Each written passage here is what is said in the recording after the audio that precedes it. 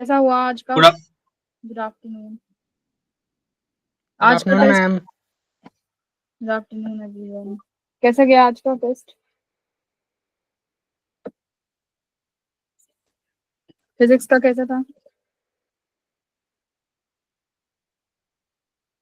Ma'am easy question थे। हाँ, physics का इजी था।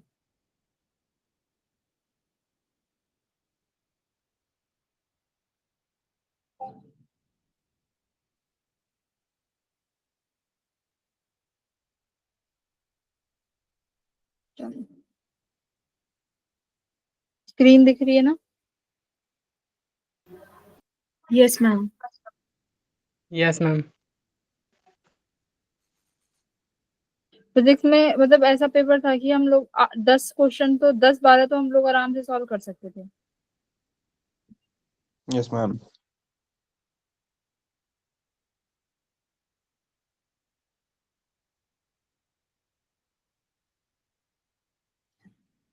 चलो, तो तुम लोगों से मैं पूछूंगी, जिससे पूछती जाऊं बस वही बताएगा, थोड़ा सा तुम लोगों की रिवीजन भी हो जाएगी। तो क्वेश्चन नंबर 1, इस बार फ्रीक्वेंसी से थोड़े से क्वेश्चन देखने को मिले हैं ना, फ्रीक्वेंसी बीट्स, यहाँ से थोड़े क्वेश्चन आए हैं। ठीक है, रिवीजन भी हो जाएगी तुम लोगों की। क्या कह रहा है कि आपके पास 16 ट्यूनिंग फोक्स का सेट है।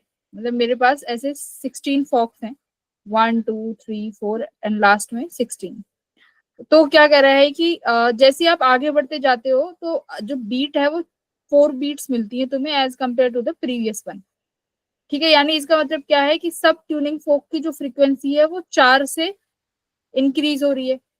अब क्या बोल रहा है कि जो लास्ट वाली फ्रीक्वेंसी है वो क्या हो गई, डबल हो गई फर्स्ट के। तो तुम्हें बताना, तो फ्रीक्वेंसी फाइंड करनी है। अगर आपने एफ फाइंड कर लिया तो आप ट्यूनिंग थर्ड निकाल दो, फोर्थ जो भी पूछी जाए आप वो आसानी से निकाल सकते हो। तो कैसे करोगे इस क्वेश्चन को? इजी है। फर्स्ट वाले की क्या मान ले, फ्रीक्वेंसी एफ मान लो। ठीक है, तो नेक्स्ट वाले की फ्रीक्वेंसी क्या हो जाएगी, f+4। थर्ड वाले की फोक की फ्रीक्वेंसी क्या होगी, F+8। f+8। ठीक है, तो ऐसे करते करते लास्ट तक जाना है। कौन सी वाली फोक है, वो 16।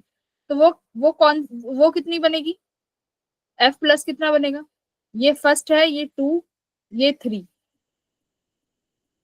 फोर्थ बनेगी f+, देखो 4 4 × फोर 15। ये 4 × 4 हो गई, तो ये कितनी बनेगी, लास्ट वाली 4 × 15 बनेगी, है ना। तो ये तुम्हारी 16th फोक हो गई। तो क्या बोला, लास्ट वाली डबल है, last tuning folk is double that of first. तो बस अब तुम्हें इक्वेशन में रखनी है कि f+4 × 15 किसके बराबर है, 2f के। ठीक है, तो यहाँ से f की वैल्यू निकाल लो। तो f की वैल्यू आ जाएगी। उसके बाद थर्ड ट्यूनिंग फोक कौन सी होगी, f+8। तो थर्ड निकाल देना, f+8 करके हो जाएगा। Yes ma'am.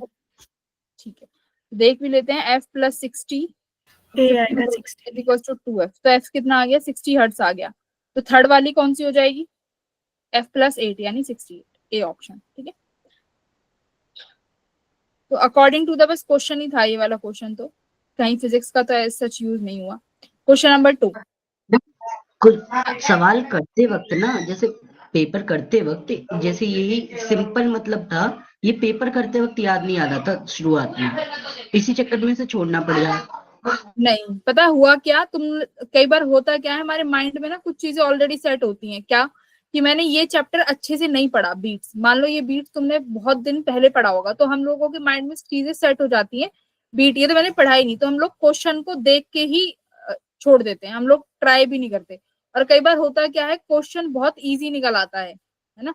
तो इसीलिए सबसे पहले यही रहता है कि क्वेश्चन को पढ़ लिया करो, क्या पता क्वेश्चन इतना ईजी हो कि बिना कॉन्सेप्ट के ही सॉल्व हो जाए। ठीक है, तो ये अब साइकोलॉजिकल रीजन भी हो जाता है कई बार। नेक्स्ट वन बताओ।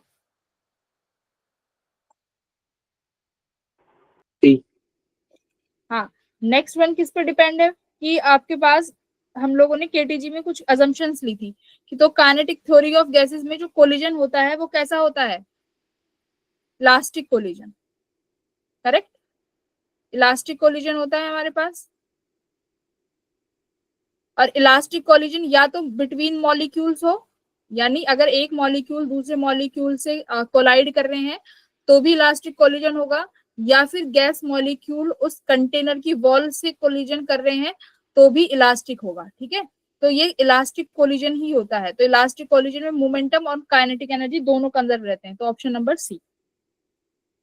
तो बिटवीन मॉलिक्यूल्स है, अगर क्वेश्चन में होता कि between the gas molecule and wall of the container तो क्या क्या कंजर्व रहेगा, तो भी ऑप्शन सी ही आपका आंसर है। चलो option number third, question third.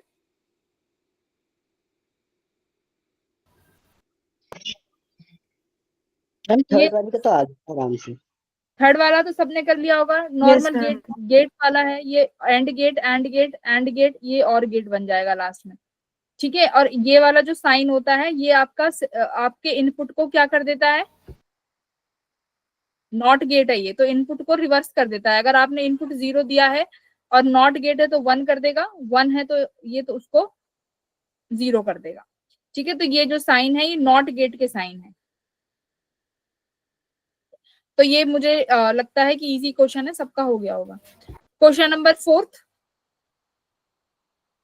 देखो इसमें मैम क्या बी कह रहा है, हाँ डी नहीं है इसका, बी बी बी ई की power E 1/2। Yes yes, B option is correct. देखो यहाँ पर आपके पास दो चीजें हैं, एक तो प्रोटॉन और एक फोटोन। फोटोन की सबको पता है, फोटोन के पास एनर्जी कैसे रिलेट करते हैं, E equals to H nu करके, और इन्होंने लैम्डा में पूछा है तो एनर्जी कैसी हो जाएगी, एच सी बाय लैम्डा। तो फोटोन के पास कौन सा वेवलेंथ है, लैम्डा 2, तो ये हो गया तुम्हारा E equals to H C by lambda 2। तो फोटोन के लिए तो ये हो गया।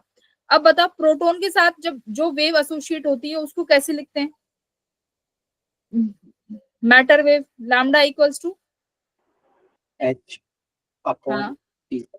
हाँ, lambda equals to H upon P. तो देखो तुम्हें एनर्जी की टर्म्स में आंसर चाहिए, क्योंकि इन्होंने पूछा है कि हमें एनर्जी में रिलेशन चाहिए। तो पी को एनर्जी में कैसे लिख सकते हैं, मोमेंटम को √2m ई, ये आपका लैम्डा 1। तो अब रेशो रख दो बस लैम्डा 1 बाय लैम्डा 2 का,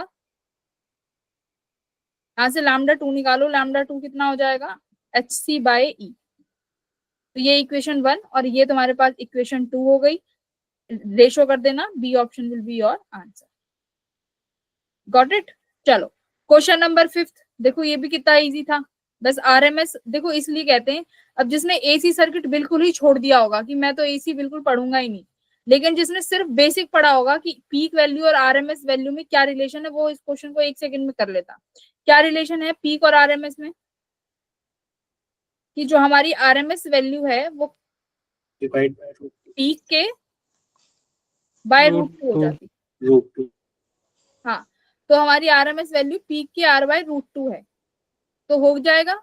आरएमएस निकाल लेंगे भाई कैसे, देखो ई और बी में क्या रिलेशन है, Q V B equals to, मैं तो ऐसे याद रखती हूँ, क्यू से क्यू कट गया तो E equals to C B. E आपको गिवन है, डिवाइडेड बाय सी कर दो, E by C equals to B हो जाएगा। तो ये अभी कौन सी वैल्यू आई है, अगर मुझे ई आरएमएस गिवन है तो बी भी आरएमएस में ही आई होगी। अगर ई आरएमएस में गिवन है तो बी भी आरएमएस में आई है। अब पूछा है पीक वैल्यू, तो पीक के लिए क्या करना पड़ेगा, भाई बी आरएमएस आ गया ना, तो अब इसको मुझे पीक निकालना है। तो बी आरएमएस जो आया है उसको √2 से मल्टीप्लाई कर दो, वो आपका बी नॉट, यानी वो पीक वैल्यू आ जाएगा। ठीक है, तो अब जब इसको सॉल्व कर लोगे तो option number A is the correct answer. तो किस किस का सही था ये, मेरा गलत हो गया क्यों सुरेंद्र, क्यों गलत करके आए, बताओ क्या रीजन था। मैम, मैंने √2 से डिवाइड कर दिया था। हाँ, क्योंकि फॉर्मूला ढंग से याद नहीं होगा ना फॉर्मूला, इसलिए कहती हूँ फॉर्मूला बेसिक फिजिक्स तो याद करके जाओ। बेसिक फिजिक्स तो तुम्हें टिप्सों पे होनी चाहिए, एक बार तुम जेईई अटेम्प्ट दे चुके हो, ठीक है, बेसिक फॉर्मूला आना चाहिए। तो आरएमएस वैल्यू पीक बाय √2 होती है। क्वेश्चन नंबर 6, क्या क्या है इसमें, देखो क्या कह रहा है, ये डिफ्रैक्शन, ये तुम ग्रेटिंग देख के परेशान हो गए होंगे कि ये ग्रेटिंग क्या शब्द आ गया। तो ग्रेटिंग कुछ नहीं है, एक प्लेट जैसा होता है जिसमें बहुत सारे तुम्हारे पास इस तरीके से उस पे ये बने होते हैं, ठीक है, वो लाइट को डिफ्रैक्ट कर देता है। तो इन्होंने बोला है कि अगर जब हमने एक सोर्स लिया जिसका वेवलेंथ कुछ भी होगा, गिवन वेवलेंथ था, मोनोक्रोमेटिक बीम थी, तो हमें ये वाला पैटर्न देखने को मिला। ठीक है, एबीसी क्या है? फर्स्ट ऑर्डर, सेकंड ऑर्डर और थर्ड ऑर्डर डिफ्रैक्शन। अब बोल रहे हैं अगर अब मैं उस सोर्स की जो वेवलेंथ है, सोर्स की जो वेवलेंथ है उसे स्मॉल कर देते हैं, ठीक है, तो क्या फर्क पड़ेगा एबीसी की पोजीशंस पे? बताओ। अगर ये इंटरफेरेंस भी होता और डिफ्रैक्शन भी होता तो भी चीजें सेम रहती या अलग होती? सोचो। ये तुम्हारा क्या है? सेंटर, मतलब ये तुम्हारी जो सेंटर पे जो डिफ्रैक्शन बनता है ये वो वाला होगा, और ये फर्स्ट सेकंड थर्ड ऑर्डर है। तो एबीसी को क्या बोल रहा है? क्या ये ओ के पास चले जाएंगे या ओ से दूर चले जाएंगे? तो मुझे एक बात बताओ, ओ से ए की दूरी क्या होती है, जिसे हम वाई बोलते थे ना, कि distance from the centre to the first order कितना है? तो ये डिस्टेंस है वाई। तो डायरेक्ट अगर निकालते भी तो कैसे निकालते थे? पहले तो हम लोग वो निकालते थे पाथ डिफरेंस। कैसे निकालते थे?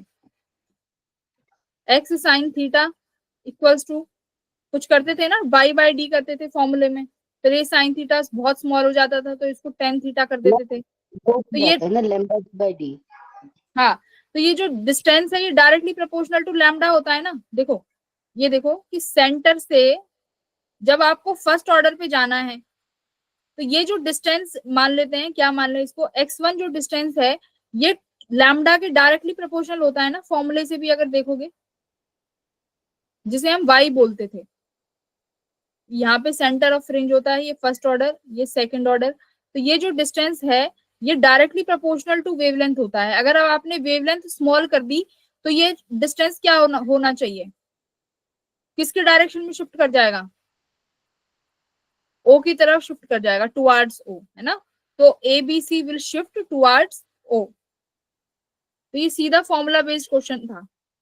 y की वैल्यू पता होनी चाहिए हमें। एक बार आंसर मैच कर लेते हैं। हाँ, मैम C2 जैसे all four will shift in the direction C2O, हाँ, ए ऑप्शन। तो हाँ, इसमें सी से ए की तरफ में भी जा रहे हैं, और यही एक लिखा हुआ है ऑप्शन कि सारे के सारे ओ की तरफ चले जाएंगे। हाँ, तो सब ओ की तरफ शिफ्ट हो जाएंगे। तो मैम मतलब इन दोनों को ट्रीट कैसे करेगी? सही आंसर कैसे समझे कि दोनों तो एक ही बात कह रहे एक तरीके से? Four will shift in the direction, all the four will shift in the direction. देखो, इन्होंने बोला है कि ऑल फोर, यानी उसमें तुम्हारा ये ओ वाला जीरोथ ऑर्डर भी है, मतलब इसका मतलब ये है कि ओ वाला भी यहाँ शिफ्ट हो जाएगा। समझ रहे हो? ओ वाला भी शिफ्ट करा रहा है, तो ये तो गलत है ना। सेंट जो हमारा जीरो ऑर्डर वाला होता है वो तो वेवलेंथ पे डिपेंड ही नहीं करता, वो तो सब कैंसिल आउट हो जाती हैं सारी फेज डिफरेंस। ठीक है, तो इसमें ए गलत हो जाएगा, सिर्फ ए बी सी जो है ये ओ की तरफ शिफ्ट होंगी। तो ऑप्शन नंबर सी करेक्ट है। Good evening ma'am. Ma'am actually एक बार फिर से एक्सप्लेन कर दो मैम, मैंने भी नहीं किया क्वेश्चन था। Number 6। Yes ma'am. Yes ma'am.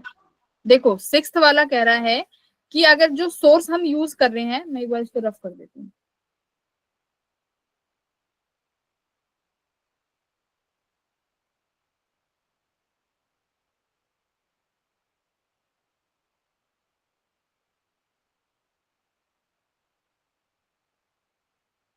हाँ, क्या कह रहा है कि जो हमने अभी सोर्स यूज किया है तो मुझे ये वाला पैटर्न देखने को मिला है, ओ ए बी सी। ए बी सी तुम्हारा first order second order diffraction है। अब क्या कह रहे हैं कि अब मैं उस सोर्स को दूसरे सोर्स से रिप्लेस कर दूं जिसका जो वेवलेंथ है वो छोटा है, तो क्या होगा तुम्हारे साथ? तो क्या होगा? देखो, तो हमारे पास ये वाला है ना कि सेंटर से अगर मुझे फर्स्ट ऑर्डर पे जाना है तो इस डिस्टेंस को हम y1 बोलते हैं, मैंने बताया था। यहाँ पे निकालते हैं तो इसको y2। तो ये किस पे डिपेंड करता है? ऐसे लिख सकते हो आप इसको, किस पे डिपेंड करता है? पाथ डिफरेंस निकालते हैं हम लोग, एक्स वाई साइन थीटा, ठीक है, इक्वल्स टू एम लैम्डा, ऐसे करके निकालते थे कि अगर हमारा डिफ्रैक्शन इंटर वो हो रहा है तो एम लैम्डा हो गया। ठीक है, तो यहां से साइन थीटा को क्या लिख सकते हो? साइन थीटा इक्वल्स टू, देखो एक सेकंड,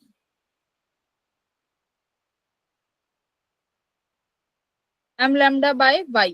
तो यहाँ से वाई जो है तुम्हारा डायरेक्टली प्रोपोर्शनल आ रहा है लैम्डा के, तो अगर लैम्डा तुमने स्मॉल कर दिया तो ये y का जो डिस्टेंस है ये भी तो छोटा हो जाएगा, और y कौन सी डिस्टेंस है, सेंटर से लेके a की, समझ रहे हो, सेंटर से लेके b की, तो ये डिस्टेंस भी स्मॉल होती चली जाएगी। ये फॉर्मूला से आया है सीधा, y is the distance from centre to the first order second order, ये वो वाला है।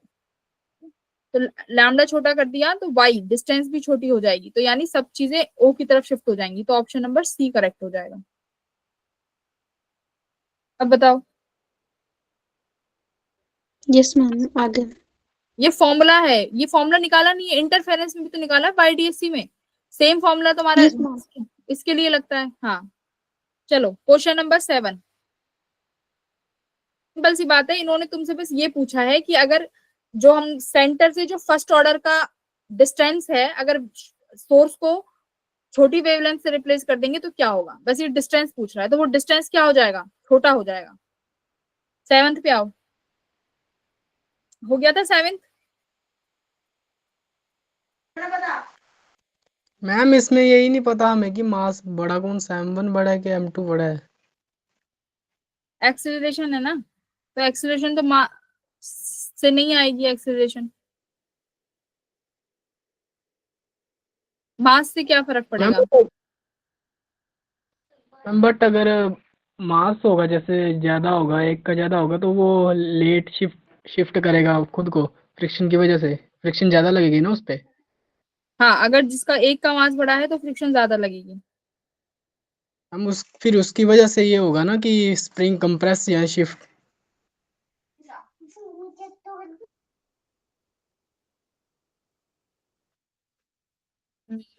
The coefficient of friction same है ना, फ्रिक्शन सेम है, और फ्रिक्शन का फॉर्मूला अगर हम निकालें तो म्यू mg होगा।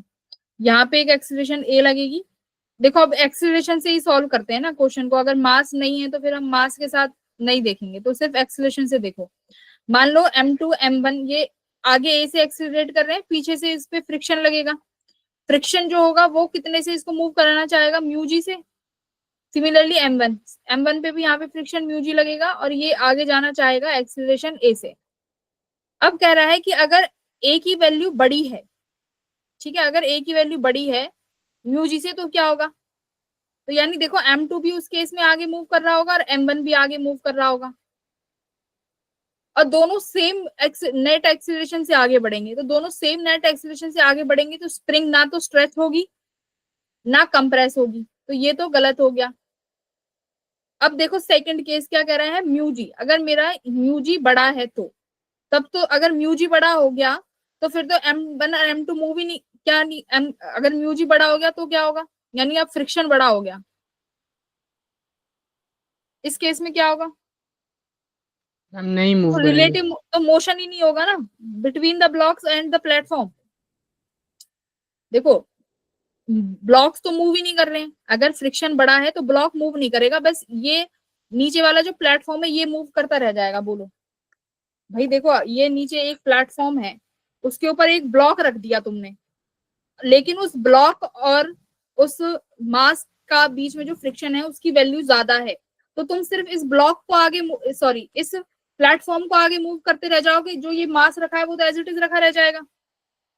Correct. Yes, second ma'am. Case में तो मोशन रिलेटिव मोशन तो है ही नहीं दोनों के बीच में, मासेस और प्लेटफॉर्म के बीच में नो रिलेटिव मोशन, तो मोशन ही नहीं है तो स्प्रिंग ना तो कंप्रेस होगी ना स्ट्रेच होगी। देखो सिंपल कॉमन सेंस का है ये क्वेश्चन, इसमें भी इतनी फिजिक्स नहीं लग रही।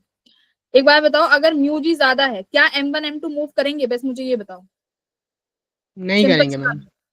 फ्रिक्शन ज्यादा, म्यू जी ज्यादा है यानी फ्रिक्शन ज्यादा है, फ्रिक्शन ज्यादा है यानी m1 m2 मूव ही नहीं करेगा, तो यानी सिर्फ तुम्हारा ये जो प्लेटफॉर्म है ये मूव करता रह जाएगा, और ये प्लेटफॉर्म मूव करेगा, तो रिलेटिव मोशन नहीं है, तो यानी m1 m2 अपनी प्लेस पे जैसे पहले थे वैसे ही रहेंगे। इसका मतलब जो स्प्रिंग है वो नेचुरल लेंथ पे ही रहेगी, तो ऑप्शन बी भी गलत हो गया।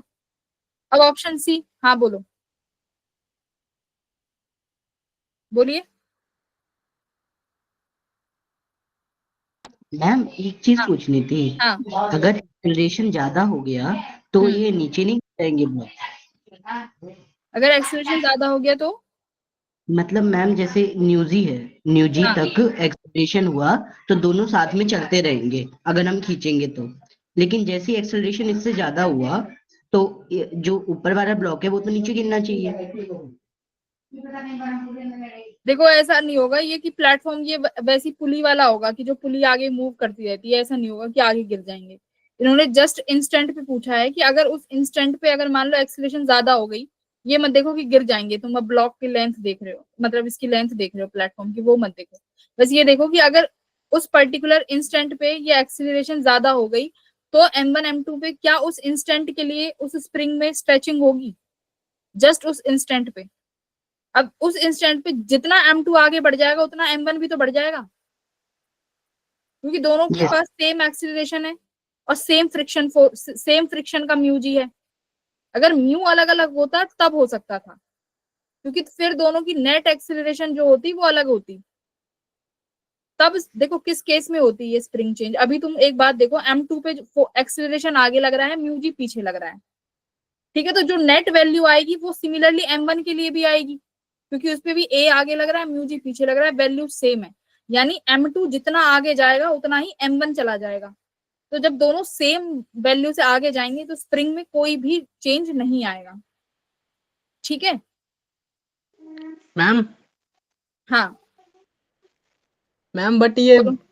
अगर एक का मास ज्यादा हुआ, जैसे M1 और M2 डिफरेंट मासेस हैं, तो जो हाँ M1 होगा, M1 का मास ज्यादा हो तो M1 तो थोड़ा लेट मतलब शिफ्ट करेगा ना, तो स्प्रिंग जो है वो स्ट्रेच कर जाएगा। देखो अभी इसमें मास का नहीं दे रखा ना, तो मास पे मत जाओ, इस पे ये पूछो कि मैडम अगर फ्रिक्शन की वैल्यू चेंज कर दें, ठीक है, मान लो अगर μ2 अगर ये बोल देते हैं कि M1 का जो फ्रिक्शन है वो μ1 है, M2 का जो फ्रिक्शन है μ2 है, अगर μ1 को ज्यादा कर दें, देखो अगर μ1 को ज्यादा कर दिया तो सिंपल सी बात है M1 की जो एक्सीलरेशन है वो M2 से कम हो जाएगी।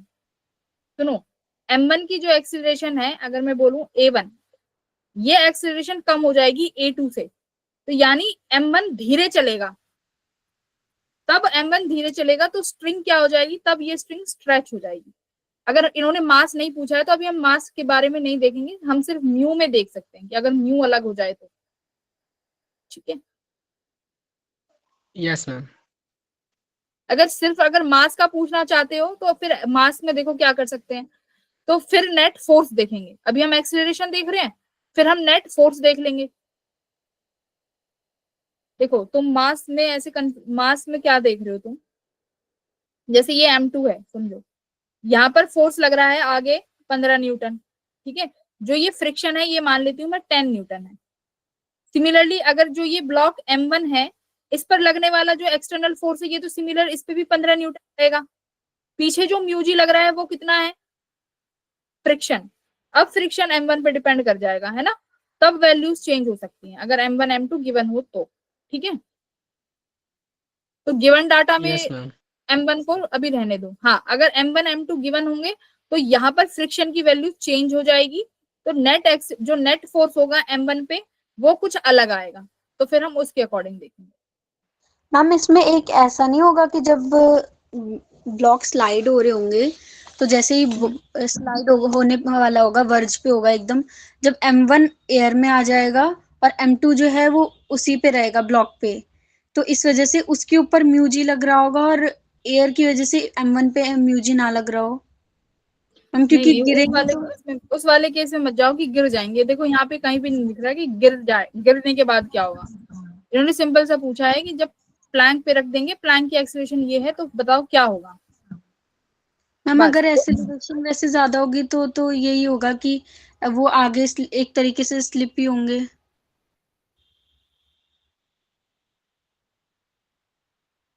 अच्छा, अगर तुम कह रहे हो कि M2 स्लिप हो जाएगा, वो नीचे गिर जाएगा, यस तो फिर यस तो मैम। M2 पे तो फिर फ्रिक्शन लगा ही नहीं ना। मैम M1 हो जाएगा क्योंकि मैम रिलेटिव मोशन वही होगा, तो मैम A आगे आ जाएगा mu G. No ma'am, relative motion भी तो मूव करा रहा है, सॉरी मैम। मैम समझ आ गया मैम, रिलेटिव मोशन की वजह से ही मूव कर रहे हैं ना वो लोग। हाँ, रिलेटिव मोशन है तभी तो मूव करेगा। यस मैम, म्यू जी की वजह से। ठीक, अब क्वेश्चन नंबर 8 सी है बताओ। ना, सी है आंसर इसका ऊपर वाले का। हाँ, ऑप्शन नंबर इसका एक बार चेक करना पड़ेगा, एक सेकंड दे। नहीं सी ऑप्शन नहीं है इसका, तो मैम आप तो टिक करके ऑप्शन आगे सी कह रहे नहीं हो। है, ऑप्शन नंबर तो डी है ना। कोई किसी भी केस में नहीं हुआ ना अभी। Neither spring will neither be compressed nor be क्या है stretched, spring will remain in natural length under. अच्छा ये तो दो कॉन्साइड कर गए, सी और डी ऑप्शन तो।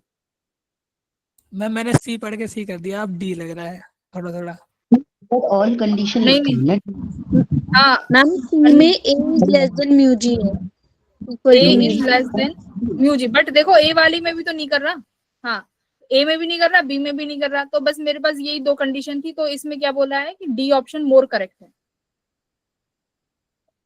मैम मैम डी पढ़ा ही नहीं, सी मैम पर पढ़ के कर दिया। मैम पर सी सेम ऑप्शन जो है वो तो डी का सबसेट बन गया ना फिर। हाँ बट फिर उसके केस में ए भी तो नहीं हुआ ना। देखो इसने तो ये वाला ऑप्शन दे दिया बी का, क्या बी के केस में ना कंप्रेस करेगी ना स्ट्रेच करेगी, भाई बात तो सही है, ठीक है। क्या ए के केस में भी तो यही हुआ है, तो यहाँ पर डी इज मोर एक्यूरेट, क्योंकि उसने ए और बी दोनों केसेस की बात करी है, तो हम डी लगाएंगे, ऑप्शन नंबर डी। हाँ डी ऑप्शन है, ठीक है, 7th का डी है। देखो सी इज सब्सिक्वेंट, सही बोला, सी बी का सब्सिक्वेंट हो गया, बट ए भी तो है, तो डी ने ए को भी कवर कर लिया, तो हमारा डी ऑप्शन करेक्ट हो जाएगा। क्वेश्चन नंबर 8 सिर्फ फॉर्मूला बेस्ड था, हो गया होगा। Yes ma'am. Yes ma'am. हाँ तो मिरर वाला सिंपल फॉर्मूला बेस्ड 9th भी हो गया होगा, क्लास में बहुत बार कराया है। Yes ma'am. नेट फोर्स ही निकालना था भाई। तुम्हारे पास दो चार्ज हैं, यहाँ पर Q1, ये चार्ज Q2, ठीक है। इनके मिड पॉइंट पर एक चार्ज रख दिया, कौन सा, Q वैल्यू का चार्ज रख दिया, ठीक है, तो यानी मिड पॉइंट पे है।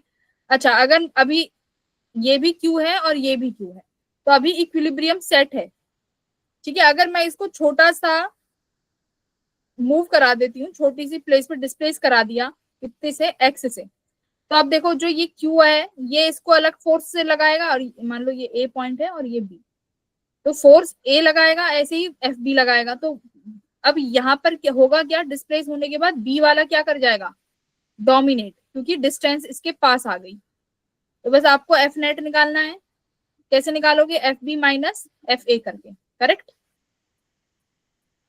मैम हाँ मैम अगर ये जो मिड पॉइंट पे पार्टिकल रख रखा है, अगर हम इसको वर्टिकली मतलब डिस्प्लेस करवाते हैं तो मैम हाँ ये इस सिस्टम से बाहर निकल जाएगा ना, क्योंकि हाँ सेम हाँ चार्जेस है हाँ, शायद। तभी ये SHM नहीं करेगा। अगर ये नेगेटिव चार्ज होता तो कर लेता शायद। कहाँ पे रखना है नेगेटिव चार्ज को, अगर मिड वर्टिकली पॉइंट पे नेगेटिव चार्ज रख के वर्टिकली डिस्प्लेस कराएं करके देखो। परपेंडिकुलरली। ये प्लस Q चार्ज है यहाँ पे, ये प्लस Q चार्ज है, ठीक है। यहाँ पर मैंने माइनस Q चार्ज लगाया है, तो ये वाला इसको कहाँ पे, प्लस Q वाला इसको अट्रैक्ट करेगा, ये भी इसको अट्रैक्ट करेगा, है ना, तब आ सकता है। तो इसका नेट फोर्स कहाँ आया, F नेट यहाँ आया ना, तब आ जाएगा नीचे यस मैम। F नेट, हाँ तब नीचे आ जाएगा। अगर देखो अगर ये प्लस होता तो ये प्लस Q, ये भी प्लस Q, अब यहाँ पे प्लस Q चार्ज रखोगे तो ये इसको कहाँ पे फोर्स लगाएगा, यहाँ पे, ये वाला इसको यहाँ फोर्स लगाएगा, नेट कहाँ आएगा, ऊपर की तरफ, तो यानी नेट फोर्स इसको ऊपर लग रहा है, तो ऊपर लग रहा है तो वापस नहीं आएगा। तो ऐसे तुम बस डायरेक्शंस बना के देख सकते हो। किसी को मैम लेकिन इन दोनों में SHM नहीं करेगा ना। किन दोनों में, मैम जो आपने बाद वाले केसेस बताए हैं उसमें तो वो अपनी मेन पोजीशन पर आना ही नहीं चाहेगा। देखो कौन सी नहीं वाली, नहीं, वो नेगेटिव चार्ज है ना, तो वो पॉजिटिव के नेगेटिव साथ वाली में तो अट्रैक्ट कर लेगा, करेगा। इसमें तो SHM होगा, नेगेटिव वाली में, इसमें SHM होगा, बट पॉजिटिव वाले अगर पॉजिटिव चार्ज है तो नो SHM। नेट फोर्स देखो ना आप, पॉजिटिव चार्ज वाले पे नेट फोर्स ऊपर लग रहा है ना, तो ऊपर लग रहा है तो मतलब वो पार्टिकल ऊपर ही चला जाएगा, वापस नहीं आएगा। बट अगर नेगेटिव चार्ज रख दोगे तो नेट फोर्स नीचे है, मतलब वो नीचे खींच लेगा, यानी ये SHM कर लेगा, है ना। डन। Okay ma'am. देखो डायग्राम बना के देख लिया करो ना, तुम सबको फोर्स की वो बनानी आती है कि plus Q charge minus Q charge एक दूसरे पे कहाँ फोर्स लगाएंगे, अट्रैक्ट करेंगे, क्या करेंगे। F नेट भी निकालना आता है डायरेक्शन से, तो ऐसे डायरेक्शन बना लिया करो, घबराया मत करो सवाल को देख के, ठीक है। ओके क्वेश्चन नंबर 10, बस इसमें F नेट निकालना है, FB माइनस FA करके। F नेट आ जाएगा तो हम लोग क्या कर सकते हैं, F नेट से acceleration omega square x compare कर लेना, ठीक है। तो वहां से ओमेगा की वैल्यू आ जाएगी, x को छोड़ देना, बोलो। मैम इसका सी था आंसर। आंसर तो नहीं पता, कैलकुलेट करना पड़ेगा आंसर। हाँ सी आ रहा था, आंसर की 6 आ देख, रहा था। तो मेरा 6 है। 9th का सी है, हाँ 9th का सी ऑप्शन है। तो बस इसमें नेट फोर्स ही तो निकालना था भाई, F B minus F A. Net force आ गया। अब फोर्स को क्या लिख सकते हैं, एम ए एक्सीलरेशन। मास से इसको डिवाइड कर दो तो यहाँ से कंपेयर कर लो एसएचएम इक्वेशन। एसएचएम इक्वेशन क्या होती है, ओमेगा स्क्वायर एक्स। तो जो भी कांस्टेंट वैल्यू है वो ओमेगा स्क्वायर के बराबर हो जाएगी। तो ऑप्शन नंबर सी आ रहा है। ठीक है, चलो आगे बढ़ो अब। हाँ, क्वेश्चन नंबर 10 हो गया था। Yes ma'am. देखो क्या कह रहा है कि अगर मेरे पास ये एक रेक्टेंगुलर की प्लेट रखी हुई है, तो इसका कहीं ना कहीं जो सेंटर ऑफ मास है वो कुछ मान लेते हैं ओरिजिन पे है। अब ये कह रहा है कि मैंने एक पार्ट रिमूव कर दिया, तो इसका सेंटर ऑफ मास जो न्यू होगा, न्यू सेंटर ऑफ मास जो होगा, उसके कोऑर्डिनेट क्या होंगे। तो आपको पहले एक्स सी एम निकालना है और वाई सी एम निकालना है, ये निकालना है। ठीक है, तो आप देखो एक प्लेट निकल गया, यानी अगर मैं मान लेती हूँ इस पूरी प्लेट का मास m है, तो हर पोर्शन का मास कितना हो जाएगा, m/4। m/4 सब पोर्शन का मास m/4 हो जाएगा। ए बी साइड कितनी है, 2 मीटर, यानी ये 2 मीटर है, तो यानी ये मेरा 1 मीटर हो गया, ये 1 मीटर। बी सी कितनी हो जाएगी, ए बी कितना है 2 मीटर, तो ये 1 मीटर होगी ना। 1 मीटर का आधा कितना हो गया, ये 0.5 ये हो गया, और ये 0.5 हो गया। ठीक है, चलो अब एक्सीएम निकालो। क्या होता है formula, m1x1 plus m2x2 plus m3x3 upon m1 plus m2 plus m3, correct. चलो m1 यानी ये वाली प्लेट 1 है, ये वाली प्लेट 2 मान लो, और ये वाली प्लेट 3 है। तो m1 का मास कितना है भाई, m/4 m/4 बराबर बराबर बांट दिया, m/4। कोऑर्डिनेट कितना है x1, देखो फर्स्ट प्लेट का x1 कोऑर्डिनेट, इसका सेंटर यानी जो ये वाली प्लेट है जो 1/4 है, उसका यहाँ पर होगा सेंटर ऑफ मास, उसका x कोऑर्डिनेट कितना हो गया, ये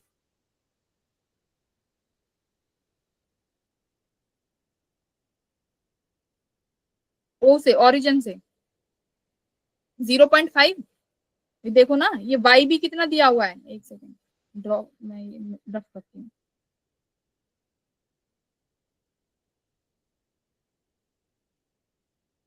देखो ये वाला होगा ना कहीं पे सेंटर ऑफ मास, इस वाली प्लेट का यहाँ पे, तो इसका ये वाला कोऑर्डिनेट हो गया YCM और ये हो गया XCM। तो बताओ x कितना है, ये वाली डिस्टेंस कितनी हो गई, आधा metre, 0.5 correct, plus m2 m/4, इसका x2 यानी सेकंड प्लेट यहाँ पर है, तो इसका y x कोऑर्डिनेट इस डायरेक्शन में आएगा, सेकंड क्वाड्रेंट, तो ये कितना होगा -0.5 है ना। फिर m3 कितना हो जाएगा, m/4 थर्ड प्लेट, तो थर्ड प्लेट का x3 0.5। एक बार इसको सॉल्व करना, ये कितना हो जाएगा 3m/4। क्या क्या वैल्यू आ रही है, एक तो ये पूरा कैंसिल हो गया, ये कितना बचा m/4 इंटू 0.5 मल्टीप्लाई 3m/4 है ना। 1/6 0.5/3 आ रहा है, तो हाँ 1/6 आया ना, 1/6 m। देख लेते हैं, वो चेक कर लेते हैं। ऑप्शन नंबर क्या है 10th का, बी ऑप्शन है। ठीक है, तो 1/6 आ गया बस। अब ऐसे ही y कोऑर्डिनेट निकाल लोगे, YCM। YCM कितना बनेगा, एक बार मुझे कोऑर्डिनेट बता दो YCM का। देखो bx कितना निकाला था, आधा, ये 0.5 है ना, bx पूरा BC कितना है भाई, पूरा BC 1 मीटर है, देखो तो bx कितना हो जाएगा 0.5। ठीक है, अब उस प्लेट का YCM तो बीच में है, यानी bx का भी आधा, तो ये कितना बनेगा 0.25। समझ आ रहा है,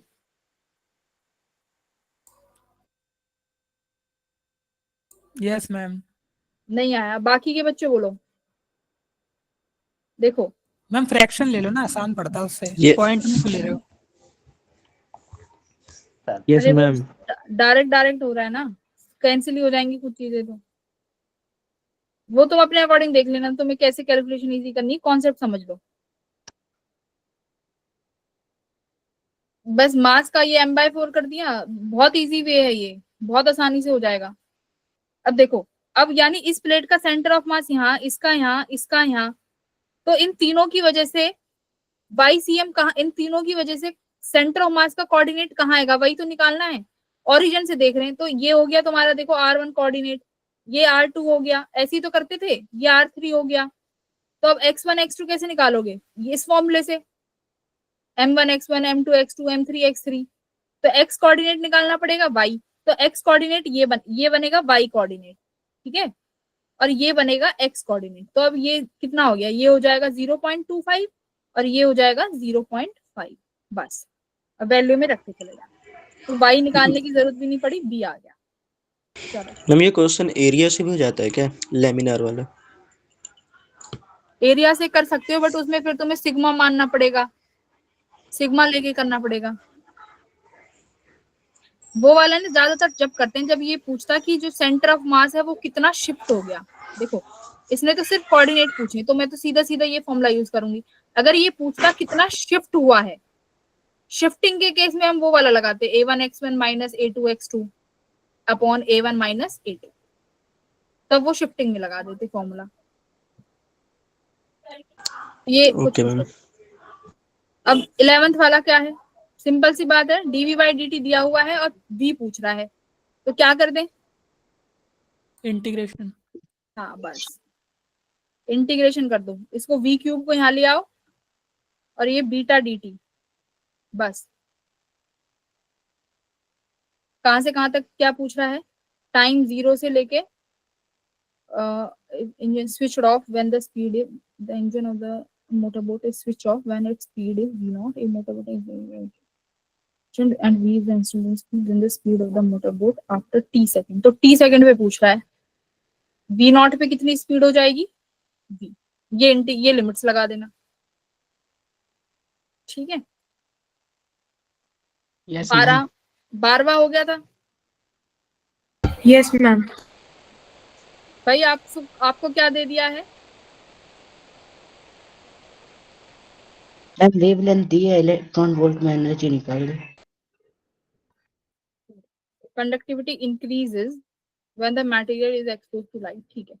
It is found that conductivity changes only if the wavelength is less than 600 newton, मतलब ये थ्रेशोल्ड वेवलेंथ है ना, तो ये थ्रेशोल्ड है, तो ये पूछ रहा है कि वो बैंड गैप क्या होगा। तो बैंड गैप कैसे निकाल लेंगे भाई, अगर लैम्डा गिवन है तो एनर्जी यानी इलेक्ट्रॉन वोल्ट फाई निकालना है, वर्क फंक्शन तो क्या होगा H by lambda. हाँ एच न्यू या फिर hc बाय लैम्डा, ठीक है। तो वर्क फंक्शन निकालना है, निकाल लेना। 13 देखो, ये अभी तक तो क्वेश्चन ऐसे थे, एक मैं बस 10th क्वेश्चन छोड़ दो, और वो डिफ्रैक्शन वाला भी वैसे तो इजी था, पर एक ये छोड़ दो, बाकी तो अभी तक सारे करने वाले क्वेश्चन थे। हाँ, क्या करके आए हो, डाइपोल मूवमेंट बताओ। देखो फेरोमैग्नेटिक का डाइपोल मूवमेंट 0 नहीं होता, तो ऑप्शन नंबर ये तो तुमने देख के ही हट जाना था, ठीक है। अब क्या बचा, डाइपोल, अब कौन सा बचा, पैरा और डाया। डाया का 0 होता है बट पैरा का 0 नहीं होता, स्लाइटली पॉजिटिव होता है बट फेरो से कम, तो फेरो का तो सबसे ज्यादा होगा, फिर पैरा का, और डाया तो 0 होता है। तो अब कौन सा ऑप्शन सही है, मैम ए। डाया 0, यानी ऑप्शन नंबर ये वाला ए ऑप्शन। तो ये वाला क्वेश्चन ऐसा था कि सिर्फ अगर थोड़ा बहुत भी पता हो क्या है कैसे है, तो भी हम लोग इस क्वेश्चन को कर लेते हैं। पैरा की प्रॉपर्टीज कराई है मैंने, फेरो पैरा डाया। 14th हो गया होगा, छोड़ रही हूँ मैं इस क्वेश्चन को। बस ये याद रखना, जो बच्चे अगर नए हैं तो जो तुम्हारे डिवीजन में है ना, अगर इनका भी एरर निकालोगे तो पॉजिटिव साइन लगाओगे। जैसे सी का अगर लिखोगे तो 1/3 del C upon C, plus का साइन आएगा। सिमिलरली डी का, तो डी का क्या लिखोगे 3, हाँ del D upon D, plus का साइन लगेगा। डिवीजन में भी माइनस मत लगाना, डिवीजन में है बट ये एरर निकालते वक्त एरर ऐड होती है, ठीक है, एरर हमेशा ऐड होती है। 15वां, ये भी देखो, ये भी बहुत इजी था, 15th क्वेश्चन भी। मैम 14 नंबर मुझको नहीं आता तो एक बार बता दो। 14 नंबर क्यों नहीं आता प्रतिष्ठा? क्या क्या, थोड़ा सा बताओ, क्या समझ में नहीं आया इसमें?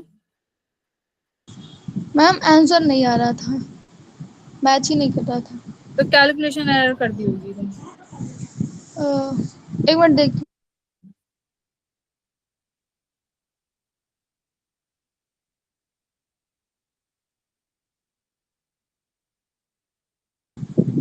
मैम 33 पॉइंट समथिंग आ रहा था। आंसर क्या है? ऑप्शन नंबर 14 का बी है, 16% है।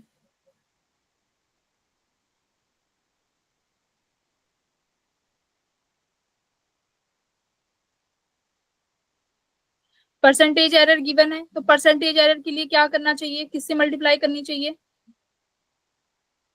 परसेंटेज एरर है ना सबका, तो मैं 100 से मल्टीप्लाई कर दूं सबको।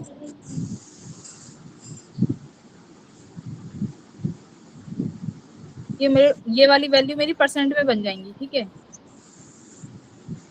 ये सिर्फ समझाने के लिए है, तुम्हें पेपर में नहीं करना ये, तुम्हें डायरेक्ट वैल्यूज रखनी है। तो कितना आया, 2 मल्टीप्लाई, कितना एरर है ए में? 1%। बी में कितना एरर है? 2%। सी में कितना एरर है? 3%, है ना। और डी में कितना है?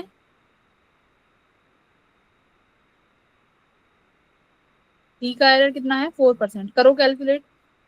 2 + 1 + 1 + 12, 12, 13, 14, 15, 16। तो 1 सेकंड में तो आ गया। कुछ एरर कर दिया होगा तुमने, ध्यान से देखना प्रतिष्ठा। Okay ma'am. ये वाले क्वेश्चन तो बहुत आते हैं, ये तो छोड़ के मत आना पेपर में। परसेंटेज एरर है ना, तो बस मल्टीप्लाई 100 कर दो। परसेंटेज में कन्वर्ट करने के लिए 100 से मल्टीप्लाई करते हैं, परसेंटेज हटाने के लिए 100 से डिवाइड करते हैं, बस। चलो 15th पे आओ। 15 में क्या करके आए हो?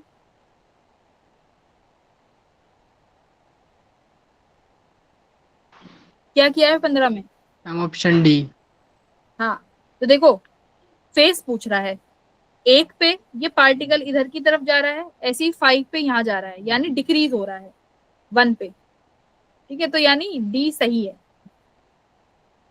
16, देखो ये याद होने चाहिए, ये 2025 में भी आया है क्वेश्चन, तो ये याद रख लेना। क्या क्या है? यूवी रेज क्या करती है? एब्जॉर्ब हो जाती है ओजोन लेयर से, ये तो पता ही यस है। मैम, हम सामने रेडियो वेव ब्रॉडकास्टिंग में यूज होती है, ये दो तो पता ही होगी, और तो कुछ ना पता हो तो निकल रहा है क्या आंसर?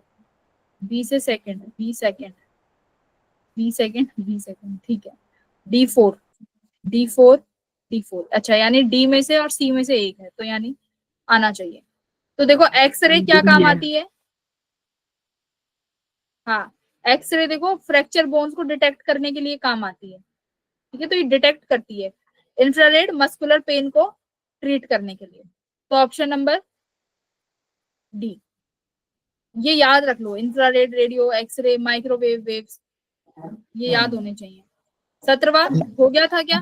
ऑप्शन को देख के ना ऊपर वाले को हाँ, ऐसा लग रहा है गलत, मतलब इवन ऑप्शन डी लगाने के बाद भी लग रहा था यार ये कहीं गलत तो नहीं हो जाएगा, सारे के सारे सेम कैसे हो सकते हैं सामने सामने।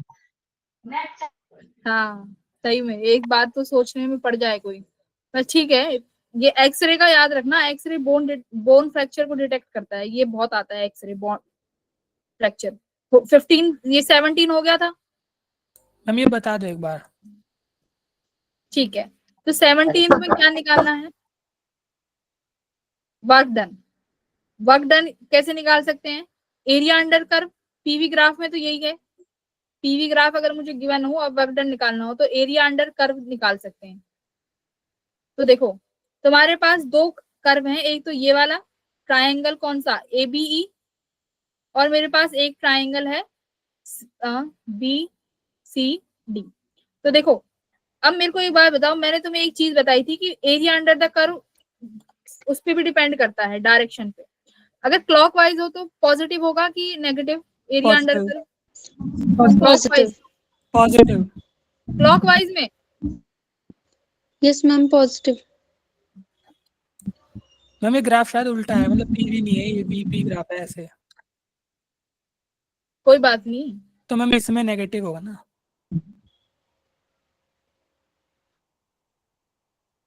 अच्छा ये वीपी ग्राफ है। Yes ma'am. मैम क्लॉकवाइज के लिए पॉजिटिव ही होता है फिजिक्स में। पक्का है ना? Yes ma'am. यस मैम पक्का क्लॉकवाइज होता के है लिए मैम, लेकिन इसमें वीपी ग्राफ है ना, तो इस वजह से इसमें नेगेटिव हो जाएगा। रिवर्स हो जाएगा फिर, ठीक है। हाँ यस अगर मैम, ग्राफ इसमें उल्टा है तो नेगेटिव फिर हो जाएगा। साइन तो चेंज होगी। यस ठीक मैम। है, तो यानी फिर ABE वाले का नेगेटिव बनेगा, करेक्ट, और BCD वाले का पॉजिटिव, है ना? अच्छा ये एंटी है ना, तो एंटी वाले का नेगेटिव होता है तो इसमें पॉजिटिव हो जाएगा, और BCD वाला क्लॉकवाइज है जो कि पॉजिटिव होता है बट इस केस के लिए नेगेटिव, करेक्ट? Yes ma'am. हाँ, तो क्लॉकवाइज में तुम्हारा वर्क डन पॉजिटिव होता है, बट यहाँ पर ग्राफ उल्टा है तो इसलिए साइन उल्टे हो जाएंगे। चलो अब निकाल लो। तो ट्राइंगल का एरिया कैसे, 1/2 बेस इंटू हाइट, तो बेस क्या बनेगा? बेस तो ये हो गया बीडीसी तुम्हारा, का बता दो, इसका तो हो गया था, बीडीसी वाले का बता दो। हाँ बता रही हूँ उसका भी। अब देखो ये ट्राइंगल्स जो हैं ये दोनों तुम्हें सिमिलर ट्राइंगल नहीं लग रहे? सिमिलर ट्राइंगल्स होते हैं, सिमिलर ट्राइंगल्स। तो सिमिलर ट्राइंगल्स को हम कैसे कैसे करते हैं, ये तुमने ऑप्टिक्स में भी सीखा होगा जब हम हाइट निकालते थे सिमिलर करके। तो देखो कैसे करेंगे, तुम्हारे पास ये AE वाली और CD वाली देखो, ठीक है, और एक जो इनकी हाइट है, एक जो इनकी हाइट है ये PAB, और BD वाले की हाइट कौन सी बनेगी, ये वाली PB PC, ये सिमिलर है ना? तो सिमिलर वाले को कैसे करते थे, देखो EA के अपॉन में कौन सी वाली जाएगी, CD वाली, इक्वल्स टू दूसरा कौन सा बनेगा, हाइट। तो हाइट कौन सी है, ये क्या है, PA-PB, और इसके लिए दूसरे वाले के लिए PB-PC, ठीक है। अब देखो हम वैल्यूज रखते हैं, EA कितना है, VE माइनस VA। क्या हमारे पास CD है, CD क्या था भाई, CD, अच्छा CD ये है, तो यानी VC माइनस VD, क्योंकि वॉल्यूम में है। ऐसी PA-PB देखो, ये हो जाएगा PA माइनस PB, और PB-PC ये हो जाएगा PB माइनस PC। अब देखो तुम्हारे पास क्या क्या चीजें गिवन है, मेरे पास PA भी है, PB भी है, PC भी है, तो यानी ये तो पूरी वैल्यूज मेरे पास हैं। वॉल्यूम मुझे ये वाली गिवन है, ये नहीं है, तो ये वाली कैलकुलेट कर लेंगे ना यहाँ से, और मेरा ये एरिया निकल जाएगा 1/2 बेस इंटू हाइट। तो मैं बेस बस ये तो मेरा सिमिलर नहीं कर रहा था, वाक्य हो गया था बेस सिमिलर है, नहीं। हाँ, और हाइट तुम यहाँ से निकाल लोगे CD, तो ये यहाँ से मैम निकल ऐसे जाएगा अगर सिमिलर। दूसरे डायग्राम्स भी होंगे तो उसमें भी सिमिलर ही करके करना है। हाँ सिमिलर करके करेंगे, ऑप्टिक्स में भी तो करा था जब हाइट निकालते थे मिरर वाली, उसमें यस मैम। सिमिलर ट्रायंगल से तो देखते थे, तो वहीं से ही आइडिया थोड़ा सा लग जाना चाहिए था कि सिमिलर ट्रायंगल्स बना सकते हैं, ठीक है। तो यहाँ पे सिमिलर प्रॉपर्टीज लगी है, property of similar triangles. Okay ma'am. But ma'am इनमें ज्यादातर लिखते हैं ना वो कि फ्री डायग्राम है, ये स्केल से नहीं बनाए हुए हैं। मैंने बहुत सारे हाँ, क्वेश्चन अगर करे हैं थोड़ा उसमें सा हाँ लिखा वो हिंट है, मिल जाता। अंडरस्टूड होता है, वो अंडरस्टूड होता है, स्केल से नहीं इसलिए मैंने बनता। ज्योमेट्री करी नहीं इसमें। ग्राफ में मैं ज्योमेट्री देखता नहीं क्योंकि लिखा होता है ज्यादातर में कि ये सिमेट्री नहीं है, मतलब स्केल से नहीं है, ये रफ डायग्राम है, इसलिए नहीं करा मैंने। ठीक है, तो एक चीज याद रखना, जब भी ये सिमिलर प्रॉपर्टी लगाओ तो जो बड़े ट्रायंगल की साइड होती है वो या तो दोनों की साइड ऊपर रखना, या दोनों की साइड जो है वो सिमिलर वाली वो नीचे रखना। ऐसे मत करना कि एक वाली जो बड़ी है वो ऊपर लगा दी, फिर दूसरी जो छोटा ट्रायंगल है उसकी साइड ऊपर कर दी, फिर आंसर गलत हो जाएगा, ये चीज याद रखना। जैसे इसकी साइड EA थी यहाँ पे, तो ये ऊपर वाली हो गई। अब जब हमने हाइट का लिया तो मैंने हाइट के लिए भी बड़ी वाली साइड यानी बड़े वाले ट्रायंगल का लिया, PA-PB, तो ये एक बार इस चीज का ध्यान रखना। चलो 18th हो गया होगा, फटाफट 18th बताओ। देखो ये प्लस है तो आधा करंट, मतलब कुछ करंट यहाँ चला गया, कुछ करंट यहाँ चला गया, पर ध्यान से देखो ये मेरे पास L यानी इंडक्टर है, यानी ये LR सर्किट बन रहा है, ये कैपेसिटर यानी ये RC सर्किट बन रहा है, ठीक है। कैलकुलेशन दिक्कत हो जाएगी। ठीक है, तो करंट पूछा है। अब मुझे LR सर्किट में करंट की वैल्यू जरा बताओ क्या होती है किसी टी टाइम पे। आई नॉट, क्या इंडक्टर में करंट टाइम के साथ बढ़ता है या घटता है? बताओ, इंडक्टर वाले सर्किट में टाइम के साथ करंट क्या होगा, इंक्रीज करेगा कि डिक्रीज करेगा? मैम डिक्रीज करेगा। क्यों? रीजनिंग दो, क्यों करेगा डिक्रीज?